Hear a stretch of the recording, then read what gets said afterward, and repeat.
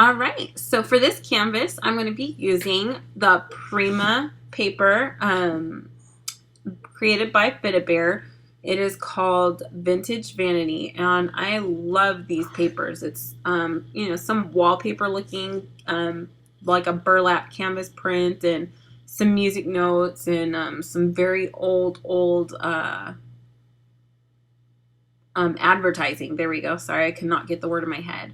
So I'm ripping up the papers, I'm collaging everything together, and once I collage and I've got it how I want it, I'm going to use some Liquitex multi-matte gel to adhere everything down. One thing I noticed after I started getting my papers down, and I was actually pretty much done, I should have put the multi-matte medium on the canvas as well as the back of the paper, whereas I was just putting it on the back of the paper and then putting it down. Because I got some buckling I should say bubbling. The paper was kind of coming up in some spots, and I didn't get everything quite covered how it should have been. So that was a little bit of my fault and my mistake. But I still love how it came out, and it actually added texture to the canvas in the end when it was all said and done. So it actually turned out okay. I did kind of make sure all my ends were sealed, so you want to make sure you just glue, but not too much. So here you'll see that I've got some little containers. I used some gesso, and I watered the gesso down with some water. Watered it down, sorry. I'm just going to do a bit of a whitewash over everything.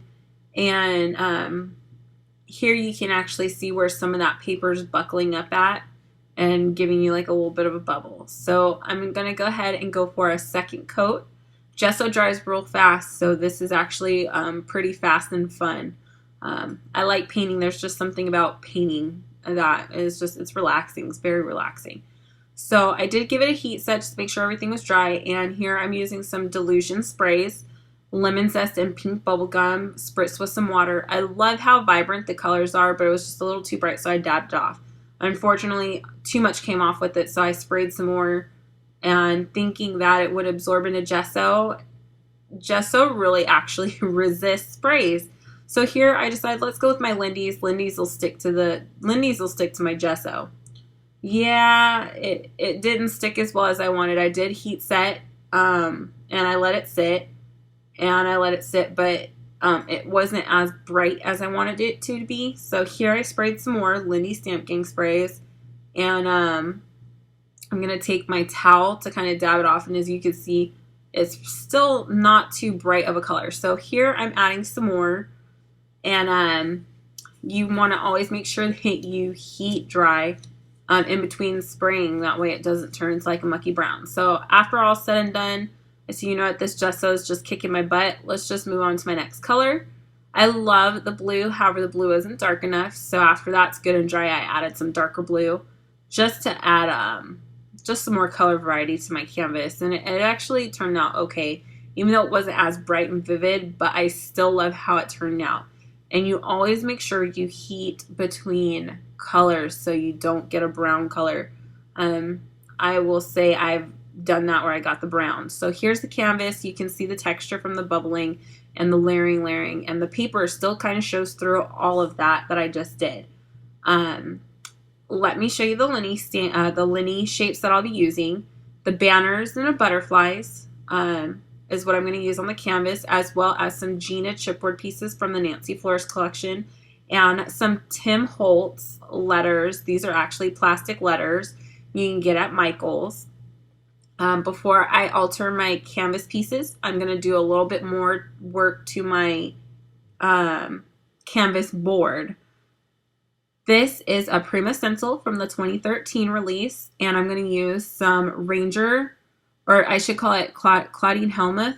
Is that how you say her name?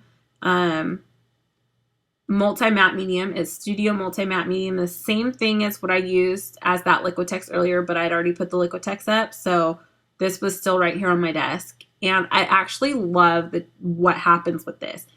You'll see here, I let it dry a little bit.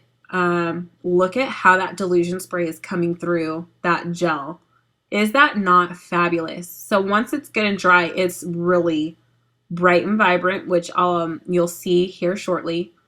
I mean, it's just fabulous. Look at that. Look at how bright that is. I absolutely love, love, love this technique. I don't know if anyone else has done it out there. I'll have to YouTube and see if anybody's used Delusion sprays with that. So here I'm going to stamp. I'm using some Ranger Archival ink, and I'm stamping off on a scratch piece of paper before I hit my canvas because I don't want it to be too dark on my canvas. Once I'm done, to me, it still actually looks a little too dark. So I'm going to take some gesso, watered down, and I'm just going to finger paint right over the stamping. But once that gesso dries, you can actually still see the stamping through it, which is really good. Since I wanted to add a little bit more layering, I grabbed another Prima stencil, and you can see that I'm using a fluid chalk ink from Prima. The color of it's called Attic Dust, and it's probably one of my favorite colors. But I said that's not enough. Let's get a Crafter's Workshop. Let's do some brick. I really wanted this to be grungy and kind of just out there. And I actually ended up not liking this too well. So I tried to smear the bricks a little bit. It didn't work too well. I kind of dabbed on them. And I said, you know what? Gesso. The color of that Prima chalk is called Cold Foot Petal. And I love the color. It's really bright and it's fabulous, but I just didn't like the way that looked. So I fixed it, rubbed it out with some gesso, and now it looks great. I love how this canvas looks. So let's go ahead and move on to the Linnie Blooms Canvas shapes. I'm going to use a Faber-Castell gel stick, and I rubbed it on my craft mat, sprayed it with some water. I'm using a paintbrush now to brush the color on. That is not dark enough for me and layering like I would like it to, so you'll see me take some Lindy Stamp Gang spray, spray it on my craft mat, and I actually use that to just ink around the edges of my banners with my paintbrush. And you'll see that the canvas does curl. Of course, you can flatten it out with an iron if you want. I haven't tried to really heat dry them too much to see if the heat will flatten them out because I'm afraid they'll catch on fire. So I will have to try that and let you know how that turns out. So here you'll see that my next piece that I worked on is a butterfly. I colored it with a pink gel stick. It wasn't as pink as I wanted it, so I went for something a little brighter. And it turned out really, really good. I like how the color looks on it. Next, I'm altering my Gina's Designs chipboard pieces, and I just used some chalk ink on those, and I'm letting those dry because the chalk does stay wet. It is pretty fluid. Next butterfly, I used the Prima chalk ink on it, sprayed it, got it a little wet. That's why it's curling up, and I did use another gel stick around the edges just to give the butterfly a little dimension. So now I'm going to adhere the letters to my butterfly because this is a butterfly that's going to have the word random on it. It is a pretty big butterfly, and I wish I would have measured it for you. I should, maybe I'll remember to put the measurements on my blog. I should put that as a self-note. Like, I wish I could put a blip right there. I'll try to remember to put the size on the actual video for you. It's a pretty big butterfly. And I just used the Tim Holtz, and I glued them down with the Fabri-Tac. You'll see I'm using Fabri-Tac all the time. You can also use a Beacon 3-in-1, which is pretty much the same thing as Fabri-Tac. You can use Helmar's, Tiger Grip or whatever they've got. Tacky glue, Aleene's tacky glue if you want.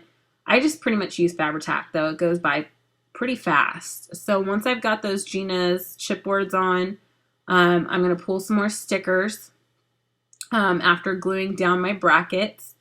The next set of stickers that I'm going to use are called Thickers. And again, you can get the Thickers or the Tim Holtz letters at, let me see where, I got those at Michael's. You can get them at Michael's, you can get them at Hobby Lobby's. I'm pretty sure you can get them at Joann's too. Maybe your local craft book stores will carry them. Real fun to use. So here I'm just gluing everything down and getting it all adhered and getting everything ready. I am going to take some crackle accents. I really wanted to do a little bit more to my butterfly antennas. I love making everything look a little random. That's the whole point of this canvas, is everything looking random. And once it dries, it gives it a great effect. Of course, you can't see it instantly here on the video, but I will post pictures so you get to see that. Next is my favorite, time for some modeling paste. I do use Liquitex, but there's tons of recipes out there if you're a do-it-yourselfer. I'm going to grab another Prima stencil. This is also from the 2013 release. And I'm just going to go to town and add some wherever I kind of sort of see fit. I was really random with where I placed it, which is the whole theme of this canvas, is to be random. So once I feel it's good and done, and my son has also stuck his finger in the project, making it perfect, you'll see that I decide to move on to just a little bit of shading around my circles. This is a Pit Pen, an artist brush from Faber-Castell, and I'm going to go to town on really making these circles and going around the butterflies and going around the banners. I just really wanted everything to be a bit defined. And the cool thing about this pen is they say it's waterproof, which once it's dry it is, but if you do it while it's wet, you can smudge it out, which is what I did. You can also use a Faber-Castell gel stick to do this. But I wanted the fineness of the brush. So here, I just grabbed a stump, a paper stump that you use with your colored pencils to push out the ink, because that butterfly there with all the little pieces around it made it a little hard to get my fingers in there. So here's where I'm going to start going around those circles, and I actually love this technique. The very first person I think I saw do this uses is Kelly. I want to say Kelly Foster. She uses her watercolor pencils and will go around circles and then like use a water brush to kind of smudge it out, which is kind of where I came up with the idea for doing this. I love bubbles right now. I don't know why, but this Prima stencil is my absolute favorite. So here you'll see I'm just going to keep at it. At first I thought maybe I'd only do the big ones, and like I said, I just went to town. I had so much fun being random with how I did these bubbles. So here's the canvas, and I hope you enjoy. And then I decided to add a little bit more right when I thought I was done. So I'm just adding washi tape, random washi tape, and because it's so bright, I decided to add some creative inspiration paint to it. And I'm just finger painting and smearing. So once I do that, I'm officially done, and I'm happy with the canvas. I spray a little bit more just to add a little bit more color and kind of make that paint run, and it turns out exactly how I want it. So here's the canvas, and stay tuned for pictures.